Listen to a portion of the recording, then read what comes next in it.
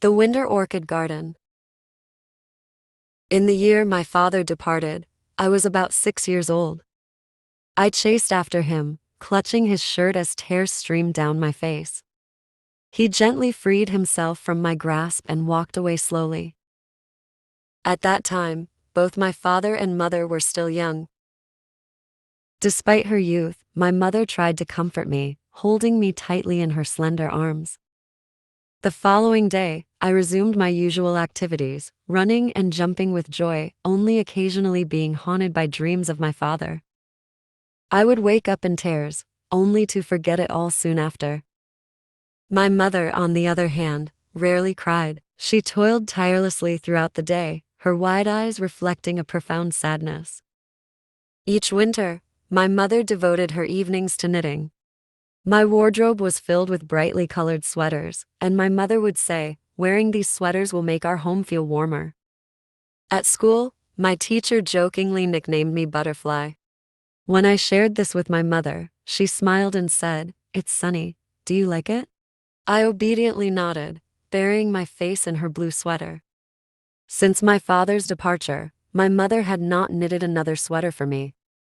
As I searched through the closet, I found the sweaters she had crafted for my father, untouched and pristine, devoid of any human warmth. Occasionally, my mother would take them out, her gaze distant, with long, sorrowful tales in her eyes. My mother escorted me to my grandfather's house and silently departed. One winter, the wind whispered through the orchid garden beside the house, creating an eerie sound. I slept alone, surrounded by warm blankets and pillows, yet the cold still seeped in. I let my hair grow to shoulder length, forsaking the short haircut that once framed my chubby cheeks. I preferred sitting alone in my grandmother's orchid garden. Each time I brushed my hair, my grandmother would remark, "Your mother is very beautiful." Staring at my reflection in the mirror, I forced a smile, declaring, "I will be a happy person." A worried furrow appeared on my grandmother's face as she remarked, "You're not like your mother, are you?" I remained silent, my gaze fixed on my mother's photo, feeling the ache of not inheriting a single feature from her face.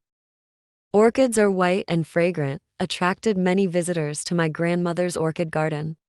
Yet, I preferred solitary moments in the midst of the flower garden, often drifting into sleep. Aunt Lan would drag me inside, fearing I might catch a cold, and massage oil into my body. With closed eyes, I relished the warmth of my aunt's gentle hands, yearning for my mother's presence. Learning that my mother had married and given birth to a baby girl with sparkling eyes, I cried each winter when she sent me soft, gentle-colored sweaters. Her message read, "My daughter is grown up now." I silently resented, "Mom already has sunshine, so there's no need," before scolding myself for my selfishness. I diligently counted the sweaters from my childhood, startled by the swift passage of years. Dad remained absent, seemingly with a new family. He never sent sweaters, but ensured I had everything for a full and peaceful life.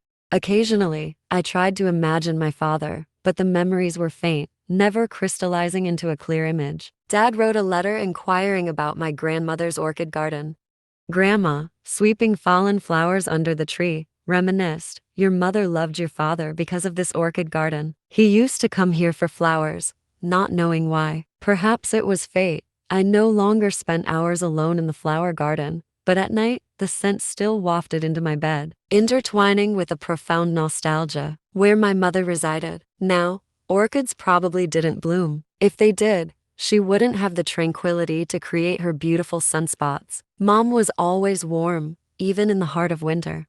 On chilly days, I hurried through dinner, avoiding my grandmother's aged loneliness and Aunt Lan's absent-minded silence. I yearned for a family, wondering why at that age, Aunt Lan still didn't get married, when the scent of jade orchid was so strong and passionate. Grandma uttered quietly, "Aunt Lan is your father's lover." I don't know why I covered my face with trembling hands. Dad remained distant, "Don't return." Leaving my grandfather's house to study in the city, I urged my mother to cease knitting sweaters for me. Yet, every winter, she continued to send them to my father, and Aunt Lan carefully stored them in the closet. I wondered if my father would ever return and appreciate the love that waited for him. Each winter, as I returned to my grandmother's house, I hoped to bring a ray of sunshine to warm the home, but the restless scent of orchids persisted, refusing to dissipate.